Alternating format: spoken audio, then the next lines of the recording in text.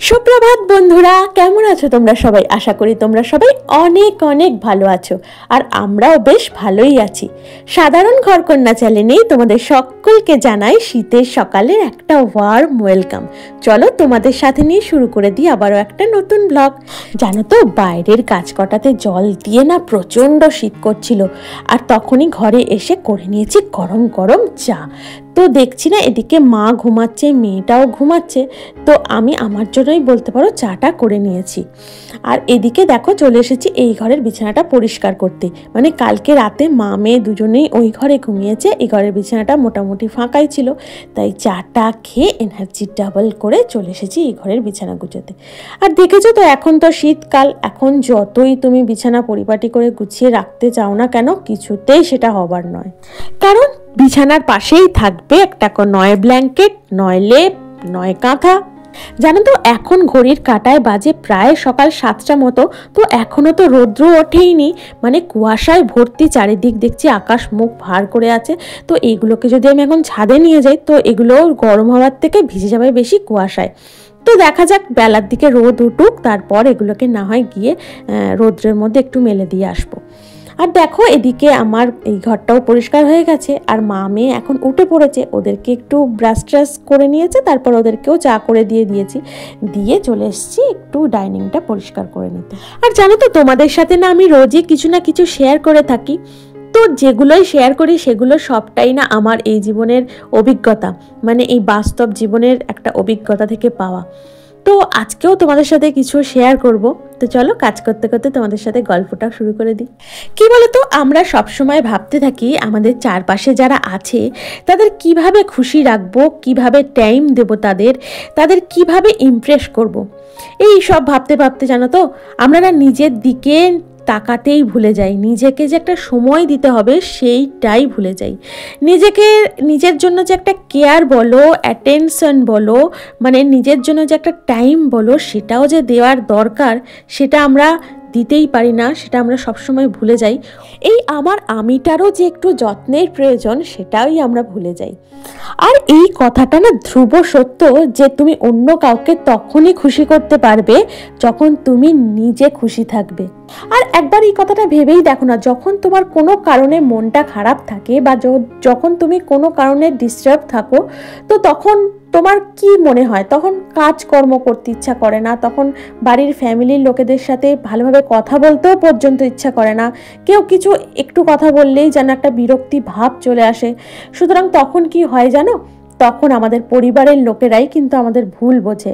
আমাদের যে কি হয়েছে না হয়েছে সেটা তারা না জেনেই আমাদের ভুল বুঝতে শুরু করে। আর যদি তুমি চাও তোমার চারপাশে যারা আছে তারা সবাই তোমায় পছন্দ করুক, তার আগে তোমাকে নিজের পছন্দের মানুষ হয়ে উঠতে হবে, বুঝলে? আর কি জানো তো, আমরা যেমন শরীরের যত্ন নিই, ডায়েট করি, স্বাস্থ্যকর খাবার খাই, যোগা করি, শরীর চর্চা করি, আমাদের মধ্যে কেউ কেউ আছে আবার যারা জিমেও যায়, ঠিক সেইভাবে আমাদের মেন্টাল হেলথের জন্য কিছু করা দরকার। আর এইদিকে দেখো, আমার সমস্ত বাসি কাজ কমপ্লিট হয়ে গেছে, আর করে নিয়েছি স্নানটাও, আর চলে এসেছি এদিকে একটু স্কিন কেয়ার করে নিতে। আর জানো তো, আমাদের না ডায়েট অনুযায়ী কিন্তু আমাদের স্বাস্থ্য তৈরি হয়। এই ধরো, আমরা যদি একটু জাঙ্ক ফুড বেশি খাই, একটু অয়েলি খাবার বেশি খেয়ে ফেলি, একটু যদি ধরো ময়দা বা চিনি একটু বেশি করে খেয়ে নিই, তাহলে আমাদের স্বাস্থ্যটা কীরকম হবে বলো তো? একটু তো মোটু হয়েই যাব। তো সেই রকমই আমাদের একটা মেন্টাল ডায়েটেরও অবশ্যই প্রয়োজন। আর তোমার মেন্টাল ডায়েট যেমন, তেমনই তোমার ব্যবহার হবে, সেই ঠিক করবে তোমার চিন্তাধারা কি হবে, তোমার হ্যাবিটস কেমন হবে, তোমার মাইন্ডসেট কেমন হবে। ঠিক যেমন আমরা ফিজিক্যাল ডায়েটের জন্য জাঙ্ক ফুড অ্যাভয়েড করি, ঠিক তেমনই আমাদের মেন্টাল ডায়েটের জন্য junk news, junk gossip, junk media, এগুলো সমস্ত কিছু থেকে আমাদের দূরে থাকতে হবে। আর এইদিকে দেখো, একটা হুডি পরে চলে এসেছে আমাদের জিমি রানী। তো যেই দেখেছে আমি ছাদে আসছি, অমনি সে আমার আগে আগে চলে এলো ছাদে, জানো। আর এদিকে মেয়েকেও ডেকে নিয়েছি, কারণ ওকে বলেছি তুই ওকে সামলাবি, কিন্তু আমি জামা কাপড়গুলো মেলতে যাচ্ছি। তো এদিকে মেয়ে আর লুচি দুজনেই চলে এসেছে। আর যে কথাটাই ছিলাম, যেটা তোমার ঠিক নয় মনে হয়, সেই কাজটা তুমি কখনো করবে না। যেটা তোমার প্রিন্সিপালের এগেনস্টে যায়, সেটা কখনো করবে না। যদি তুমি ভাবো সেই কাজটা না করলে তোমার কাছের মানুষ তোমায় ছেড়ে চলে যাবে, তো যাক, তাকে যেতে দাও। কারণ এই সব মানুষ তোমার জীবনের থেকে কখনো কোনো উপকারে আসবে না। সে তোমার ক্ষতি করবে, তোমার লাভের লাভ কিচ্ছু করবে না। যে তোমার ডিসিশনকে রেসপেক্ট করে না, করতে জানে না, তাদের থেকে দূরে থাকাটাই শ্রেয়, বুঝলে? আর এদিকে দেখো জামা কাপড়গুলো মেলে দিয়ে চলে এসেছি ঠাকুর ঘরে পুজোটা সেরে নিতে। আর এদিকে দেখো আজকে না গাছে 2টো নীলকণ্ঠ ফুল হয়েছিল, দিয়ে দিলাম আমার মহাদেবের মাথায়। আর এমন কিছু পাস্ট যা তোমার প্রেজেন্ট আর ফিউচারের সাথে রিলেটেড নয়, সেই পাস্টকে একদম ভুলে গিয়ে দূরে সরিয়ে রাখাটাই ভালো। কারণ এই পাস্ট তোমার প্রেজেন্ট আর ফিউচারকে ধ্বংস করে দেওয়ার জন্য যথেষ্ট। তাই আমাদের সবসময় সেই পাস্ট থেকে ফোকাসটা সরিয়ে নিয়ে আমাদের প্রেজেন্টের দিকে ফোকাসটা রাখতে হবে। আর এই দিকে দেখো আমার পুজোটাও মোটামুটি কমপ্লিট হয়ে গেছে। আর চলে এসেছি নিচে, করে নেবো একটু রুটি আর তরকারি। আর তরকারির মধ্যে করেছিলাম কি জানো তো, ধনেপাতা, কড়াইশুঁটি, টমেটো দিয়ে একটু আলুর তরকারি, মানে এটা তো শীতকালের স্পেশাল তরকারি বলতে পারো। আর করে নিয়েছিলাম রুটি। আর এদিকে দেখো মনের বাপি নিয়ে এসছে কিছু ফল। তো আগের একটা আপেল ছিল, আর নিয়ে এসছে কটা পেয়ারা আর এই কাঁঠালি কলা। তো এটাকেও ব্যাগ থেকে বার করে গুছিয়ে রাখলাম। আর এদিকে দেখো একটা গ্যাসে ভাত বসিয়ে দিয়েছি, আর একটা গ্যাসে দেখো করে নিয়েছিলাম একটু উচ্ছে আর আলু সিদ্ধ। মানে এটা না আমি ভাতের সাথে দিই না, কেন বলো তো, আমি যেহেতু ভাতটা একটু ফুটিয়ে নিয়ে সাইডে সরিয়ে রাখি, তো আলু উচ্ছেটা ওইভাবে ভাতে দিলে আমার তো ভাতটা চটজলদি হয়ে যায়। তো আর উচ্ছে আলুটা তো অত তাড়াতাড়ি মানে নরম হবে না, তো সেই কারণে বলতে পারো প্রেসারে সিটি দিয়ে আমি আলাদা করে সিদ্ধ করে নিয়েছিলাম। আর এদিকে দেখো আমার ভাতটাও হয়ে গেছে, যেটাকে আমি নামিয়ে নিচ্ছি। আর আজকে করে নেবো ফুলকপি আলুর তরকারি। কি জানো তো, আজকে তো শনিবার, আর তোমাদের তো সবসময় বলি সপ্তাহে একদিন আমাদের বাজার হয়।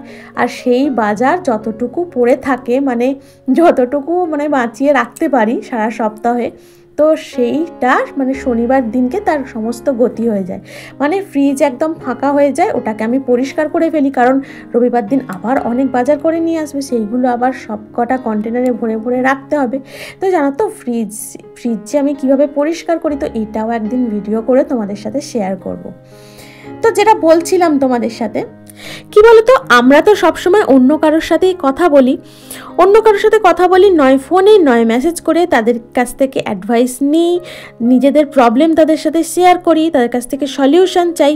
বাট একবারও ভেবে দেখেছো আমরা কি নিজেদের সাথে কোনো সময় নিজেরা কথা বলি না গো।